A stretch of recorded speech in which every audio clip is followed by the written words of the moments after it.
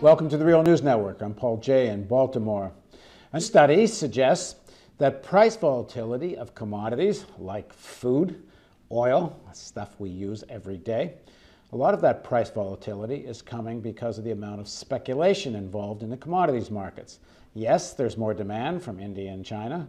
Yes, natural events like the drought in the western United States plays a role. But speculators' financialization of the commodity market is a major factor in this price volatility. And according to our next guest, something should be done about it.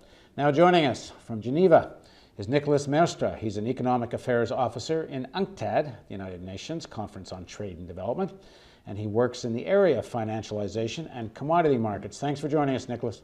Well, thank you very much. It's my pleasure. So, Nicholas, let's just start with the basic statistic that 85% now of the money involved in hedge funds and hedging in the future markets is speculator financialized finance money. About 25% of that is actual end user. So quickly, why is that a problem? And then we'll talk about what can be done about it. The problem with the financialization of commodity market is that, I mean, as you have now a very large part of the participants that are financial investor or speculator, no matter how you want to call them. The problem is that, I mean, these presence might in fact destabilize the price formation on commodity market and create somehow the wrong signal for the people that are really interested in or physically interested in those markets. So it might create the wrong signal for the producer, prevent them to embark into new infrastructure projects, and ultimately, I mean, this growing volatility might, I mean, destabilize those markets, and that's the key issue there. And when you have, I mean, the prices of commodity that no longer reflect, I mean, their fundamentals, yeah, that creates lots of uncertainties, on those markets, and yeah, it's not, I mean, the way I mean, a market should function. And part of what you looked at is these high-frequency traders that come in for short-term bets, sometimes a matter of seconds, sometimes a little longer, but massive amounts of money coming in and coming out of the commodity markets. And your point is that this idea of what they call price discovery, that people should have some idea of the fundamentals so they can have some sense of where price is going. That's all distorted because of this kind of financialization, and particularly what some people call cheetahs, the high-frequency traders. Yeah, I mean, the problem is that if you have people, I mean, somehow who respond, I mean, or who act on commodity market based on, I mean, on what is, I mean, at the end, just a portfolio strategy, an investment portfolio strategy. Clearly, I mean, it can, I mean, send the market into the wrong direction. That can be either the result of algorithm traded at very high frequencies, but it can also be, I mean, just I mean, a pension funds investing on sugar to diversify its portfolios, and this will somehow have an impact on the price formation on those markets. And when you have actors that don't have any specific interest in the physical product. I was told by someone who knows that Goldman Sachs apparently has more than 500 people that do nothing but sit there and write algorithms for high-frequency trading. So it's a massive operation, this. So if this kind of trading is distorting prices, introducing volatility, and more often than not, raising prices for consumers, then what should be done about it? Yeah, I mean, clearly, I mean, the first thing is to increase the transparency on the financial commodity market. So, who are the financial, who are somehow the key players? To look at the position and to have information about the position of, significant market participant, at least for the regulator, so he can then, summarize this information and give more and give it to the public. So that's one thing that needs to be done. I mean, it's clearly to increase the transparencies. The other thing is to tighten the regulation of those financial actors. I mean, here we can think about several measures to ban certain types of investment vehicle on commodities market.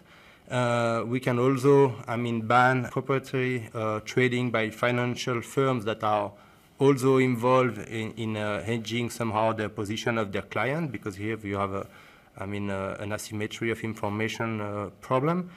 I mean, if we are convinced that high-frequency traders and financial investors are, I mean, not providing a good input for this system, you can also, I mean, think about the creation of a financial tax on financial transaction. Yeah, the people that are supporting the financial transaction tax, the nurses are calling it the Robin Hood tax. That's one of their arguments, that this will have a beneficial effect in slowing down these high-frequency traders, because they operate on such small margins with a lot of money, but if you tax it, it takes away some of the incentive for doing it. Exactly, yeah. So that's the same idea that was somehow at the beginning promoted for the currency market, that are also very volatile. But I mean, this kind of mechanism can also be established on commodity market. And I mean, ultimately, if none of those solutions are satisfactory, you can also, I mean, think about a direct intervention from the surveillance market authorities. And I mean, in the case of the currency market, for instance, I mean, the Swiss national banks at some point, I mean, decided to intervene and to say, okay, I mean, starting from now, the Swiss francs will no longer appreciate against the euro, because it's completely against the fundamentals. And I mean, we can, I mean, think again. Think also about the same type of intervention from the surveillance market authorities with a direct intervention. So you're talking about something, I mean, I guess it wouldn't be the Fed, but something with the actual wherewithal to bet against bubbles. If they would see a bubble being formed because of this kind of speculative trading, they would actually just bet against it in order to stop the bubble from forming. Of course, it will not be the Fed. I mean, that has to be done internationally, and it has to be coordinated.